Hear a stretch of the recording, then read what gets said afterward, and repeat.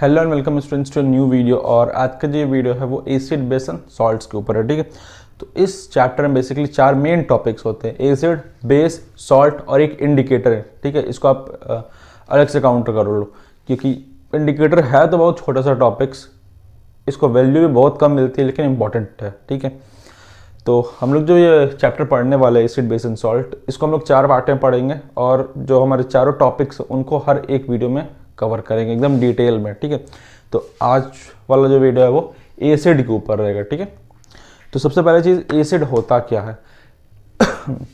First time ये chapter आपको class 7 में इंट्रोड्यूस हुआ होगा और वहाँ पे आपको इसका डेफिनेशन दिया गया होगा, एनीथिंग दैट टेस्ट सार इज कॉल्ड एसिड। जो भी चीज़ खाने में खट्टे लगे वो एसिड होता है। ठीक है, बट अब आप क्लास 10th में हो तो ये नहीं चल सकता। ठीक है, हाँ आप इसको एडिशनल में थोड़ा सा लंबा करने के लिए लिख सकते हो बट चला नहीं सकते। तो यहाँ पे आप लिखोगे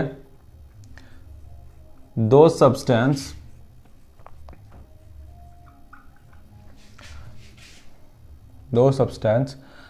दैट लिबरेट या release H plus ions in aqueous solution is called acid। ठीक है, उसके बाद आप यहाँ पे चाहो तो लिख दो एसिड्स टेस्ट सार। ठीक है, तो एसिड का यहाँ पे एक्चुअल डेफिनेशन ये हो जाएगा, कोई भी सब्सटेंस अगर वो पानी में जाते ही, एक्वस सॉल्यूशन में जाते ही H प्लस आयन लिबरेट करने लगेगा तो उसको हम लोग बोलेंगे एसिड। अब उसने H प्लस आयन लिबरेट किया और उस पूरे जो आपका एक्वस सॉल्यूशन है उसके कैरेक्टर को जो है वो आपको एसिडिक बना देगा। ठीक है, तो इसको टेस्ट करते हैं इंडिकेटर्स की मदद से। ठीक है, लिटमस पेपर हो गया, फिर नप्थलीन हो गया, मिथाइल ऑरेंज हो गया, ऐसे इंडिकेटर्स यूज होते हैं। ठीक है, तो फिलहाल एसिड का आपका डेफिनेशन यही है, दो substance that liberate H plus ion in aqueous solution is called acid. और एसिड टेस्ट सर। ठीक, एसिड खाने में खट्टा लगेगा। तो देखो ये तो हो गया। अब बात करते हैं इस क्लासिफिकेशन के बारे में। एसिड को दो तरीके से क्लासिफाई किया गया है। ठीक है, एसिड्स, पहला classification strong acid, weak acid. एकदम जेन्युइन सा लग रहा है, एक स्ट्रॉन्ग एसिड एक वीक एसिड। ठीक है, और इसी का जो सेकंड क्लासिफिकेशन है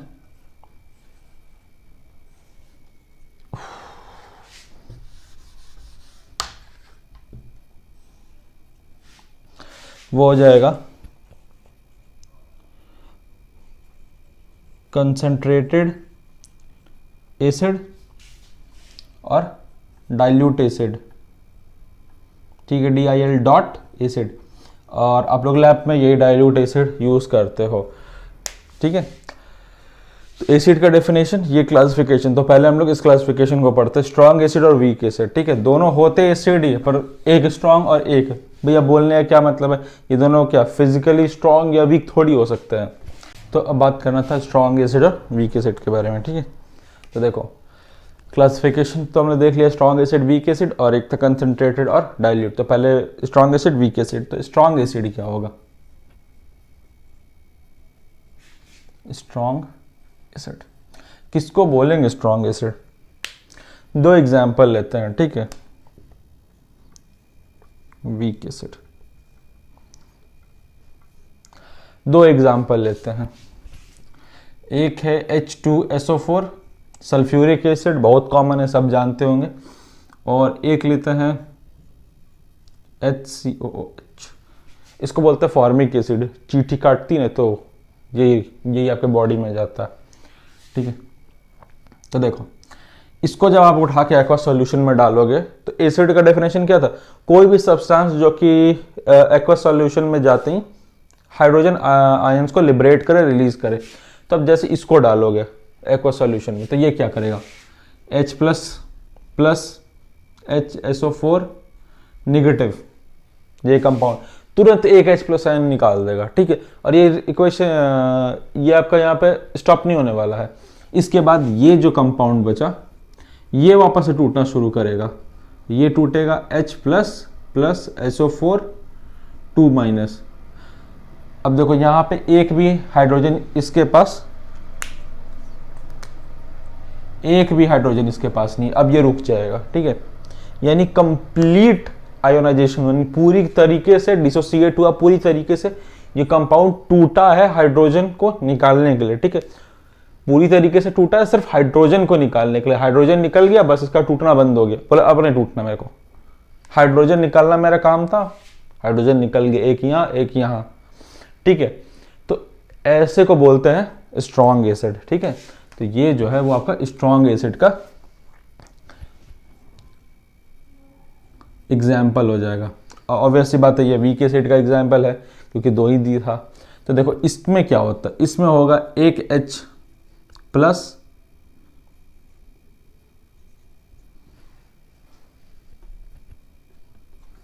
यहां पे दे दो, ठीक है। और अब ये भाई साहब कुछ नहीं करने वाला, ठीक है। ये नहीं डिसोसिएट होगा, या फिर बोलो आयोनाइज होगा, हिंदी में बोले तो ये अब नहीं टूटेगा, बस रुक गया यहीं पे। तो इसके पास एक हाइड्रोजन बचा रह गया, ये हाइड्रोजन नहीं निकला। तो यहाँ पे आप बोलोगे पार्शियली आयोनाइजेशन हुआ, पार्शियली टूटा, ठीक है। तो ऐसे को बोलते हैं वीक। स्ट्रॉन्ग एसिड वैसे एसिड्स को बोलेंगे जो कि एक्वस सॉल्यूशन में जाती अपने सारे हाइड्रोजन को दान में दे देगा, भैया लो ले जाओ। और वीक वैसा जो कुछ को दे कुछ को रख ले, ठीक है, वैसे को बोलते हैं वीक एसिड्स। तो चलो इसका प्रॉपर डेफिनेशन लिख लेते हैं हम लोग। आई होप इतना से समझ में आ गया होगा। अब डेफिनेशन लिख के इसको पूरा क्लियर कर लेते हैं। तो देखो डिफाइन कैसे करेंगे, जो इक्वेशन में लिख के समझे बस वही चीज। those acids which ionizes completely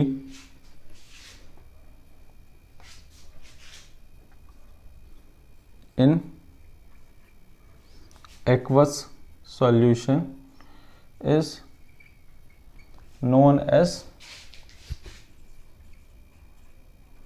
strong acid. Example तो अभी देख ही लिया, सल्फ्यूरिक एसिड। चाहो तो इसका रिएक्शन लिख लो, H+ प्लस HSO4 नेगेटिव, उसके बाद ये वाला HSO4 नेगेटिव टूटेगा H+ SO4 2 नेगेटिव। ये एक एग्जाम्पल है। दूसरा example most common acid HCl, ये टूटेगा H+ प्लस Cl नेगेटिव, ठीक है। तो अब कोई भी ले लो, अगर वो स्ट्रॉन्ग एसिड है तो अपने अंदर का सारा हाइड्रोजन रिलीज कर देगा, ठीक है।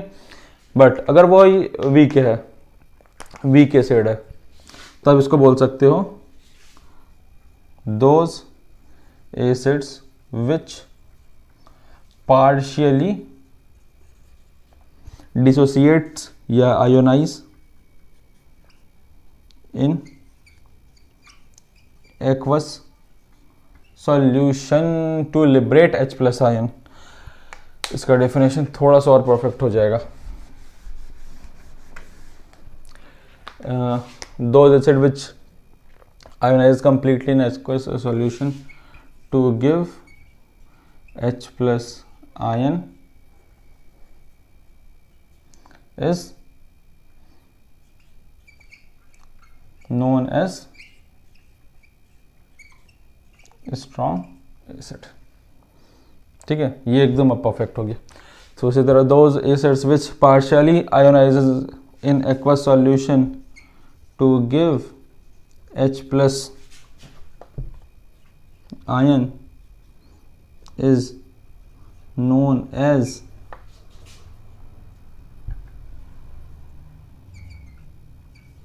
Week acid. एग्जाम्पल में ले लो, फॉर्मिक एसिड का एग्जाम्पल ले लो। या फिर एसिडिक एसिड का एग्जांपल ले लो, तो ये रिएक्शन होगा H plus plus HCOO negative. अब ये टूटेगा नहीं, यहाँ भी वही चीज़ H plus plus CH3COO negative. हाँ, यहाँ पे ध्यान देना ये वाला जो हाइड्रोजन है, एक सेकेंड, COOH के साथ जो हाइड्रोजन है वो हाइड्रोजन निकलेगा, ठीक है। ये वाला हाइड्रोजन, ये यहाँ पे भी ये हाइड्रोजन निकलेगा, ना कि इसको निकाल देना, ये इधर से निकाल देना, ठीक है। ये हाइड्रोजन निकलेगा। उसके बाद जो कंपाउंड मिला इसमें भी देखो हाइड्रोजन है, पर ये हाइड्रोजन अब मतलब ये आगे रिएक्शन नहीं जाएगा, तो जो बचे खुचे हाइड्रोजन उसके पास रह गए हैं, तो इसको हम लोग बोलते हैं पार्शियली आयोनाइजेशन या फिर पार्शियली डिसोसिएशन, ठीक है। पार्शियली टूट रहा है, पूरी तरीके से नहीं एक आधा पार्ट टूटा, आधा पार्ट वैसे का वैसे पड़ा हो। बट वहीं स्ट्रॉन्ग एसिड में तब तक टूटते रहेगा जब तक उसका सारे हाइड्रोजन्स खत्म ना हो जाए, ठीक है। तो यही बेसिक डिफरेंस है स्ट्रॉन्ग एसिड और वीक एसिड में।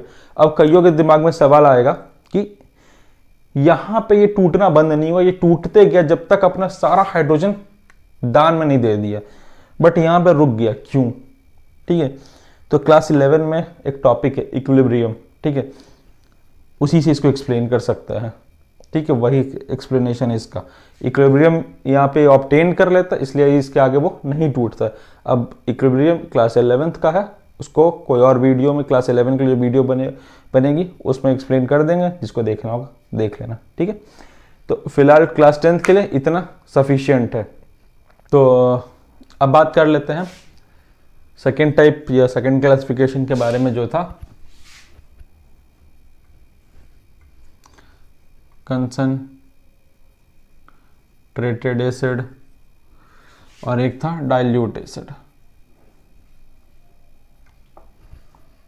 ठीक है।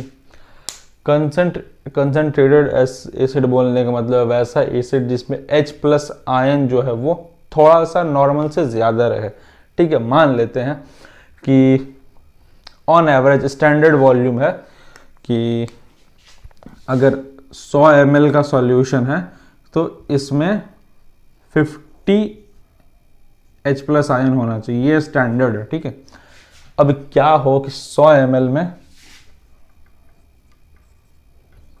100 H प्लस आयन हो जाए, तो ऑब्वियस सी बात है वो उसमें ज़्यादा हो गया कंसंट्रेशन में, हाइड्रोजन आयंस का जो पॉपुलेशन है, जो तादाद वो बढ़ गया, तो ऐसे को हम लोग बोलेंगे कंसंट्रेटेड एसिड। और डाइल्यूट, इसका स्टैंडर्ड अगर 50 है और इसमें है सिर्फ 10, तो इसको बोलेंगे डाइल्यूट एसिड, ठीक है। इससे कोई फर्क नहीं पड़ता एसिड स्ट्रॉन्ग है या वीक, ठीक है। पीछे वाला जो कंसेप्ट था स्ट्रॉन्ग एसिड वीक एसिड, ठीक है, उसका इससे कोई लेना देना नहीं है, ठीक है।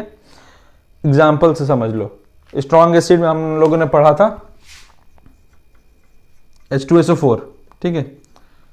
इसका कंसंट्रेटेड फॉर्म में मिलता है, जो कि आपको कभी दुकानदार देने से रहा, ठीक है। वो आपको नहीं देगा, वो जब देगा किसी ऑर्गेनाइजेशन, स्कूल, जो भी रेपुटेटेड है जिसको मिलना चाहिए, ठीक है, किसी को भी नहीं थमा देगा, क्योंकि जो कंसंट्रेटेड होता है वो बहुत ज़्यादा खतरनाक होता है। हाथ वगैरह पे गिर कहीं गिर जाए तो उस चीज़ को जला देता है, जला बोलना गलत है, गला देता है, ठीक है। और वही अगर मान लो कि मैंने 100 ml कंसंट्रेटेड फॉर्म ले लिया, ठीक है, स्ट्रॉन्ग एसिड है, 100 ml कंसंट्रेटेड फॉर्म ले लिया, उसके बाद इसको 1 लीटर पानी में मिला दिया, तो क्या होगा, इसका कंसंट्रेशन ऑब्वियस सी बात है एकदम हो गया कम। या फिर इसको उठा के 10 लीटर पानी में डाल दिया, अब ये कंसंट्रेटेड, अब उस सॉल्यूशन को छूओगे तो शायद ही तुमको कुछ फील भी होगा, ठीक है। सेम केस होता है, मान लो फॉर्मिक एसिड है,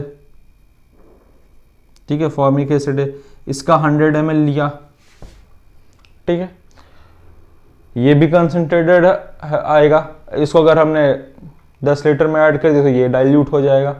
अगर 10 लीटर लिया है, उसको हीट किया, फिर जो भी प्रोसेस है, ठीक है, प्रोसेस के बारे में बाद में बात कर लेंगे, जो भी इसका प्रोसेस है जिससे कि डाइल्यूट टू कंसंट्रेटेड फॉर्म में जाते हैं, उससे 10 लीटर है, 10 लीटर इसको हमने 100 ml में ले आया, तो ऑब्वियस सी बात है कि इसका कंसंट्रेशन बढ़ गया, अब ये कंसंट्रेटेड एसिड होगा। ये है तो वीक एसिड ही, बट ये कंसंट्रेटेड फॉर्म में होगा। Strong acid weak acid types था, ठीक है, और ये एक तरीके से फॉर्म है, ठीक है, जैसे एनर्जी के फॉर्म्स होते हैं ना अलग अलग, ये कुछ वैसा ही है, ठीक है। ये फॉर्म है कि एसिड कंसंट्रेटेड फॉर्म में या डाइल्यूट फॉर्म में है।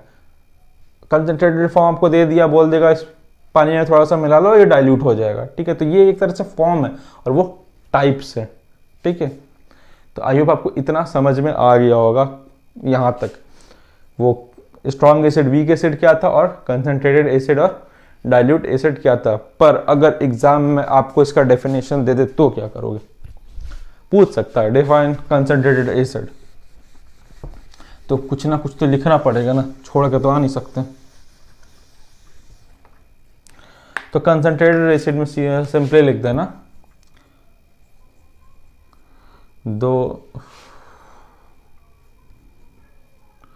those acidic solution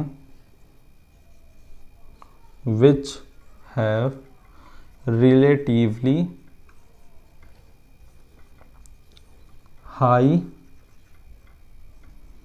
amount of H plus ion is known as concentrated acid. अब इसका कोई एग्जाम्पल होने से रहा, ठीक है, क्योंकि इसके सब एग्जाम्पल है, नहीं तो कोई एग्जाम्पल, तब कुछ भी लिख सकते हो, हर किसी का कंसंट्रेटेड फॉर्म होता है। अब इसी का उल्टा हो जाएगा आपका डाइल्यूट में, those acidic solution which have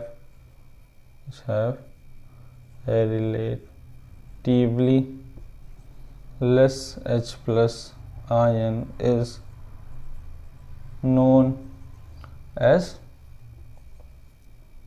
dilute acid, ठीक है। इसका स्ट्रॉन्ग और वीक से कोई लेन देना, ये अपने आप में अलग चीज है, ठीक है। तो आइए यहां तक आपको समझ में आ गया होगा। तो अब चलते हैं एसिड के प्रॉपर्टीज के बारे में। अब बात करते हैं प्रॉपर्टी, ठीक है, एसिड की प्रॉपर्टी, स्पेशली केमिकल प्रॉपर्टीज हम लोग फोकस करेंगे, ठीक है। तो नंबर 1, रिएक्शन विथ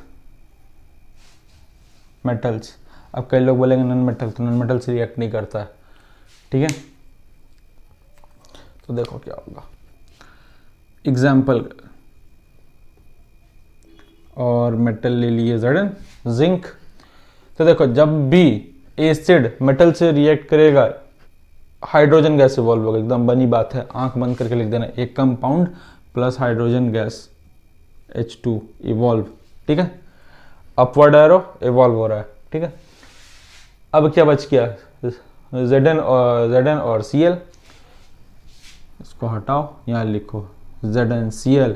Zn का वैलेंसी होता है 2, Cl का 1, तो Zn में 1 लिखने का कोई मतलब नहीं बनता, यहाँ लिखो 2 ZnCl2 और H2। अब बन गया इक्वेशन, तो बैलेंस तो करना पड़ेगा ना, यहाँ पे 2 दे दो, हो गया। तो जब भी एसिड मेटल के साथ रिएक्ट करेगा वो हाइड्रोजन गैस को इवॉल्व करेगा ही करेगा, ठीक है। एक उधर सॉल्ट बना लिया और हाइड्रोजन गैस को इवॉल्व कर दिया, ठीक है। दूसरा, रिएक्शन, रुक जाओ, दूसरा में इतना जल्दी क्या जाने का, कईयों के दिमाग में एक सवाल आ जाएगा, हाइड्रोजन ही कर रहा है, हमको कैसे पता, सोचने वाली बात है। एक गैस इवॉल्व कर रहा है, ठीक है, हाइड्रोजन कर रहा है, ये कैसे पता, तो उसका टेस्ट करना पड़ेगा, ठीक है। और ये टेस्ट क्लास 10 में है भी, एग्जाम में भी पूछा जा सकता है, टेस्ट फॉर हाइड्रोजन गैस। अब देखो, तो इसका कुछ सेटअप अगर बनाया जाए तो कुछ इस तरीके का होगा,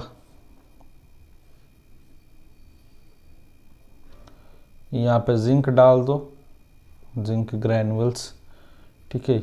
ये टेस्ट ट्यूब अपना, इसको भर दो HCl से, ठीक है। इसको कॉक से बंद कर दो, एक पाइप लो, ड्राइंग जरूरत से ज़्यादा अच्छा है,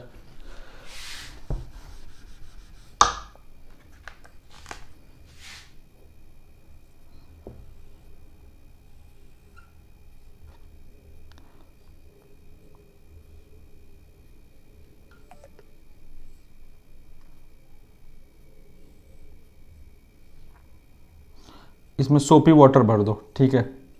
सोपी वाटर किस लिए? ताकि बबल अच्छा से बनेगा, ठीक है। सोपी वाटर से भर दो ताकि बबल अच्छा से बनेगा। तो जैसे देखो सल्फ्यूरिक एसिड और जिंक जैसे मिलेंगे गैस तो रिलीज होनी सी है, तो वो गैस इधर से धीरे धीरे धीरे धीरे करके और इसका यहाँ से निकलना शुरू करेगा, छोटा छोटा छोटा छोटा बबल्स बन के निकलेगा। अब काम करो, तुम कैंडल लो और कैंडल को पता नहीं क्या बन गया,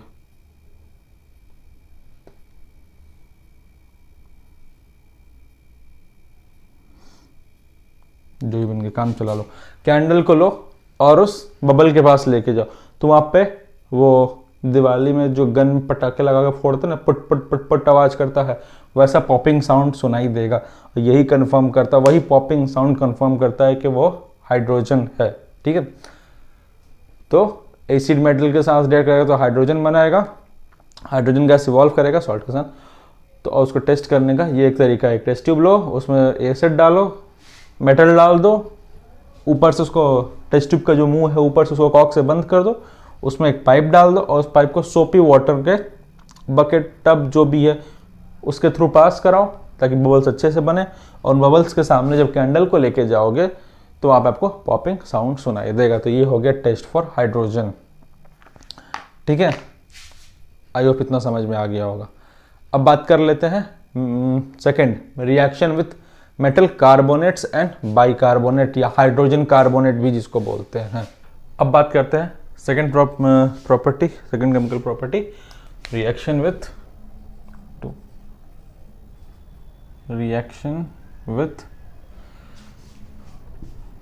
मेटल कार्बोनेट्स और, ठीक है, metal carbonates and bicarbonate. Bicarbonate को हाइड्रोजन कार्बोनेट भी बोलते हैं, ठीक है।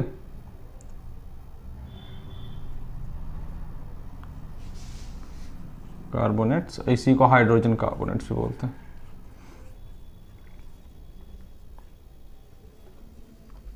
ठीक है।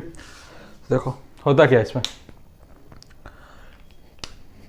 पहले देख लो मेटल कार्बोनेट और मेटल बाइकार्बोनेट्स क्या होता है, ठीक है। इसको यहाँ पे कंसिडर कर लेना, ठीक है। Metal carbonate, metal bicarbonate.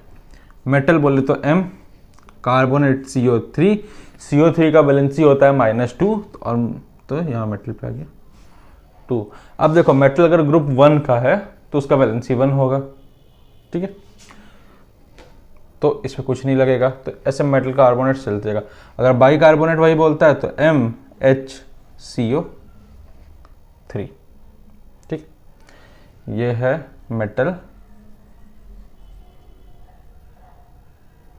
Carbonate, ये है मेटल हाइड्रोजन कार्बोनेट या फिर मेटल बाइकार्बोनेट, हाइड्रोजन कार्बोनेट का फॉर्मूला, ठीक है। अब देखो रिएक्शन क्या होता है, एसिड दोनों से रिएक्ट करेगा तो प्रोडक्ट एक ही बनता है, मतलब एक टाइप का प्रोडक्ट बनता है, एक ही प्रोडक्ट नहीं बनता है। प्रोडक्ट जो हमको मिलेगा, प्रोडक्ट मिलेगा सॉल्ट CO2 प्लस H2O, ठीक है। सॉल्ट, कार्बन डाइऑक्साइड और वाटर, ठीक है। प्रोडक्ट हमेशा यही मिलेगा, चाहे मेटल कार्बोनेट से रिएक्ट करे या मेटल हाइड्रोजन कार्बोनेट या मेटल बाइकार्बोनेट से रिएक्ट करे। एग्जाम्पल HCl प्लस Na2CO3, ठीक है। तो हम लोग को यहाँ पे मिलेगा NaCl plus CO2 plus H2O। अब क्योंकि केमिकल इक्वेशन है तो इसको बैलेंस करना पड़ेगा। Na2 है, यहाँ पे 1 है, तो पहले इसको 2 दे दो, ये भी 2 हो गया। हाइड्रोजन बैलेंस, क्लोरीन बैलेंस हो गया। कार्बन 1 1, ऑक्सीजन 2 1 3 1 3 हो गया रिएक्शन बैलेंस, ठीक है। अब बात करते, ये तो था मेटल कार्बोनेट। अब बात करते हैं अगर मेटल हाइड्रोजन कार्बोनेट हुआ तो, ठीक है। सेम ले लेते हैं एसिड, कोई फर्क नहीं पड़ना है। NaHCO3, ठीक है। अब ये रिएक्ट करेगा तो भी प्रोडक्ट सेम बनना है, ठीक है। प्रोडक्ट बनेगा NaCl plus CO2 plus H2O। अब देखो यहाँ पे Na1 H1 एक 2 Cl1 C1 ऑक्सीजन से, और वहाँ पे ऑक्सीजन 3। तो यहाँ पे बैलेंस करना नहीं पड़ा, यानी जो मोल बना, यहाँ 2 मोल बना था, यहाँ 1 ही मोल बनेगा, ठीक है। तो बस इतना सा है, ठीक है। मेटल कार्बोनेट और मेटल हाइड्रोजन कार्बोनेट के साथ अगर एसिड रिएक्ट करेगा तो सॉल्ट, कार्बन डाइऑक्साइड और वाटर बनाएगा, ठीक है। अब देखो कार्बन डाइऑक्साइड, ठीक है, कार्बन डाइऑक्साइड बनाएगा, पर यहाँ पे मैंने अपवर्ड एरो दिया। अपवर्ड एरो का मतलब होता है कि निकल रहा है, तो ऑब्वियस से बात है कार्बन डाइऑक्साइड गैस है तो कार्बन डाइऑक्साइड निकल रहा है। तो अगर कार्बन डाइऑक्साइड निकल रहा है तो देख के तो बोल नहीं सकते ना भैया कार्बन डाइऑक्साइड है, देख के तो कोई बोल नहीं सकता कि कार्बन डाइऑक्साइड है, कार्बन मोनोऑक्साइड है क्या, कोई नहीं बता सकता। तो इसका टेस्ट होता है, ठीक है। तो चलो उस टेस्ट को भी पढ़ लेते हैं। तो अब था test for carbon dioxide. Metal carbonate और कार्बोनेट के साथ जब रिएक्ट करे तो कार्बन डाइऑक्साइड ही फॉर्म कर रहा था। ये कैसे टेस्ट करेंगे, यानी हम लोग बोल सकते हैं टेस्ट फॉर CO2, ठीक है। केमिस्ट्री हर बात पे टेस्ट लेता है। तो चलो, तो करना क्या है, जो गैस निकलेगा उसको लाइम वाटर के थ्रू पास करा देना है। लाइम वाटर क्या होता है, तो लाइम वाटर होता है CaOH2, ठीक है, इसको बोलते हैं लाइम वाटर। जब इसमें से तुम CO2 को पास करा दोगे तो ये बनेगा CaCO3, ठीक है। और ये जो है ये मिल्की वाइट होगा, ठीक है, एकदम मिल्की वाइट। उससे हम लोग कंफर्म कर सकते हैं हाँ कैल्शियम कार्बोनेट ही बना है, ठीक है। और उसके बाद उधर आपका निकल जाएगा H2O, ठीक है। इधर तो क्या H2O हटा दो, हाँ। तो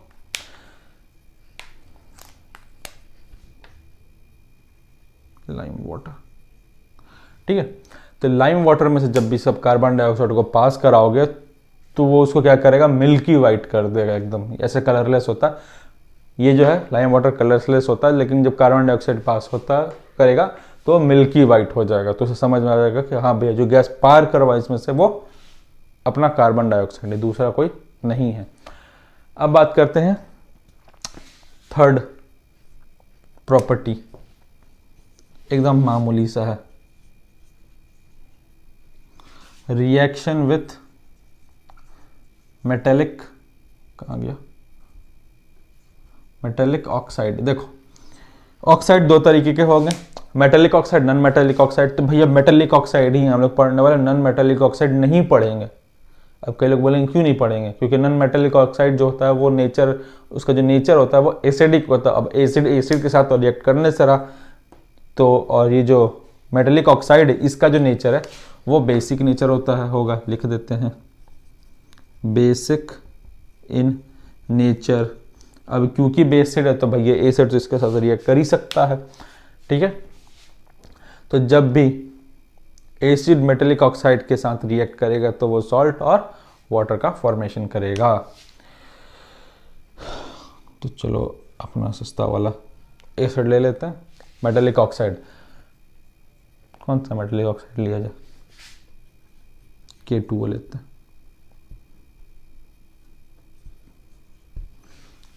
ठीक है। तो ये बनेगा KCl प्लस H2O। अब इसको बैलेंस कर दो, 2 हो गया बैलेंस, ठीक है। सॉल्ट और water.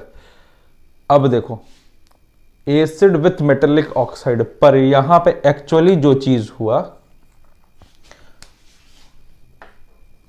Acid metallic oxide, but ये मेटेलिक ऑक्साइड है क्या, बोलने को तो मेटेलिक ऑक्साइड है बट ये है एक्चुअल में बेस, ठीक है। जब रिएक्ट किया तो बनाया सॉल्ट और वाटर, ठीक है। अब यही है इसका fourth property, reaction with bases, ठीक है। और ये थोड़ा लंबा हो जाएगा, ठीक है, इतना सिंपल नहीं है। Reaction with metallic oxide, I hope इतना समझ में आ गया हो। कोई भी मेटेलिक ऑक्साइड के साथ रिएक्ट करेगा तो सॉल्ट बनाएगा और वाटर बनाएगा। इक्वेशन लिखना बहुत सिंपल है, मेटल वो उठा के नॉन मेटल के साथ लिख देना, और जो बच गया वो H2O बन के अपना साइड निकल जाएगा। आपको बहुत ज़्यादा कॉम्प्लेक्स इसमें नहीं देगा, एकदम इसी तरह का सिंपल इक्वेशन लिखने देगा अगर आया तो, वरना एग्जाम्पल में तो ऐसे ही सिंपल इक्वेशन लगा देना, ठीक है। अब पढ़ लेते हैं लास्ट वाला, रिएक्शन विथ बेसेस, ठीक है, ये भी मिट गया था। रिएक्शन विथ बेस, ठीक है। तो देखो एक कॉमन सा एग्जाम्पल है, ठीक है, क्लास 10th के लिए कॉमन सा एग्जाम्पल है, HCl plus NaOH NaCl plus H2O, ठीक है।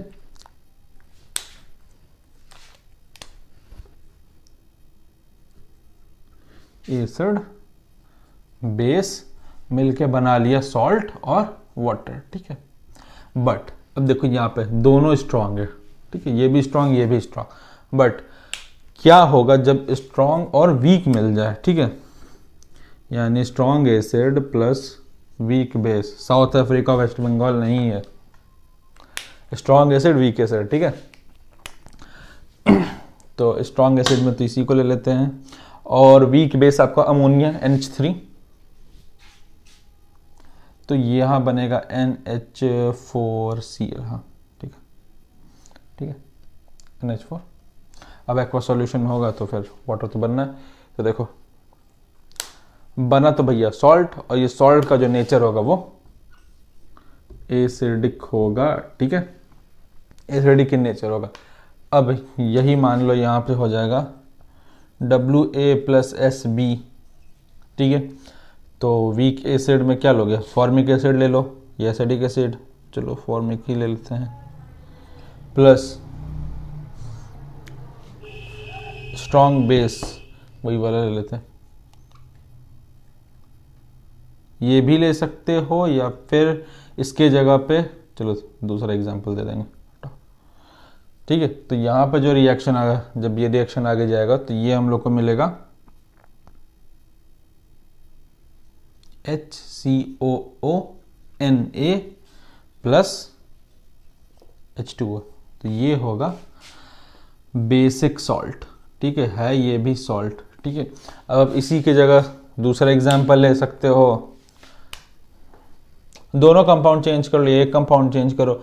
रिएक्शन अगर मान लो यहाँ पे Na की जगह K ले लिए तो यहाँ पे K आ जाएगा, ठीक है। अब दूसरा एग्जांपल अगर लोगे तो ये ले लो, ये भी स्ट्रॉन्ग बेस है वीक एसिड, तो सॉल्ट बनेगा CH3, ये वाला पार्ट, ये हाइड्रोजन भैया हमारे अलग निकल जाएंगे और इसका ये जो K है ये उठ के यहाँ पे आ जाएगा, तो CH3COOK प्लस H2O, तो ये जो